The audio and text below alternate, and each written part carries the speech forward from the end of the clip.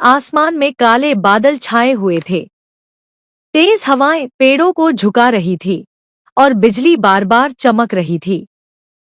उसी तूफानी आसमान के बीच दो पंछी बड़ी मुश्किल से उड़ते चले जा रहे थे। एक था चीकू और दूसरी उसकी पत्नी गुड़िया। अजी चीकू, अब मुझसे और नहीं उड़ पाएगा। गुड़िया हांफते हुए बोली। मेरे पेट में बहुत तेज दर्द हो रहा है। लगता है अब ज्यादा देर नहीं है। चीकू घबरा गया। हिम्मत रखो गुड़िया, बस थोड़ी देर और। देखो सामने एक जंगल दिख रहा है, वहां कई पंछियों के घोंसले भी है। आज रात हम वहीं रुक जाएंगे। तेज बारिश के बीच दोनों जैसे तैसे उड़ते रहे। थोड़ी देर बाद वे उस जंगल में पहुंच गए। चारों तरफ अजीब सी आवाजें, अनजान पंछियों की चीखें और पेड़ों की सरसराहट थी। दोनों एक बड़े पेड़ की मोटी डाल पर बैठ गए। अब आगे क्या? गुड़िया बोली।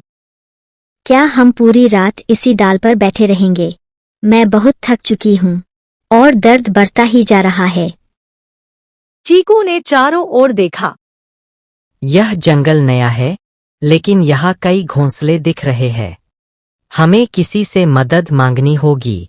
आज की रात जैसे तैसे कट जाए, कल मैं भी एक छोटा सा घोंसला बना लूंगा।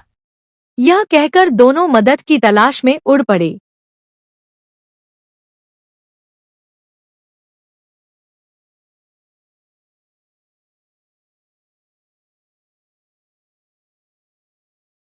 सुबह होते होते बारिश पूरी तरह रुक गई। सूरज बादलों के पीछे से झांकने लगा, लेकिन जंगल की हालत देखकर किसी का मन खुश नहीं हुआ।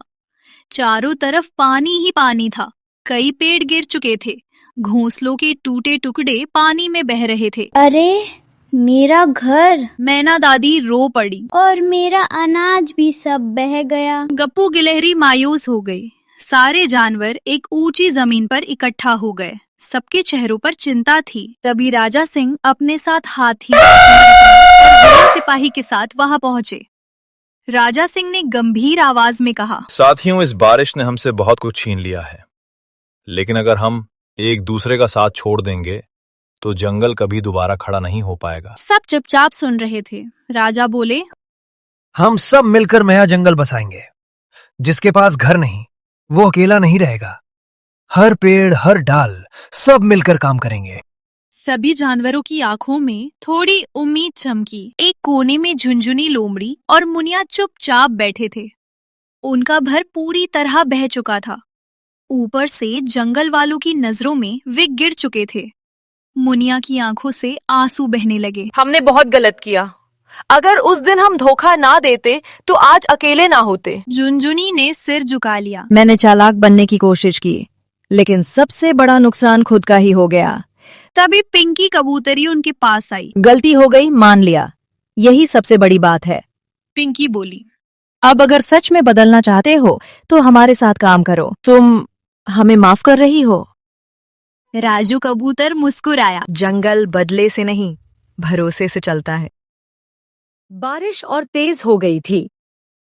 अचानक गुड़िया की नजर एक चमकते घोंसले पर पड़ी। चीकू, वो देखो, वहाँ कुछ अलगसा है। पास जाकर देखा तो पता चला वह एक होटल था। चलो यहाँ कोशिश करते हैं। चीकू बोला। होटल की मालकिन थी एक चिड़िया, रानी। बहन जी, मेरी पत्नी बहुत दर्द में है। क्या हम एक रात यहाँ रुक सकते हैं? रानी ने आंखें तरेरी। रुक सकते हो, लेकिन हर रात के बदले एक पोटली अनाज देना होगा। चीकू की आवाज भर्रा गई। बहन जी, हमारे पास कुछ भी नहीं बचा। तो फिर निकलो यहाँ से। ये होटल है, कोई मुफ्त खाना नहीं। गुड़िया दर्द से कराहने लगी। बस आज की रात। चुप, वरना अभी बाहर फिंकवा दूंगी। दोनों वहां से भी निराश होकर निकल पड़े।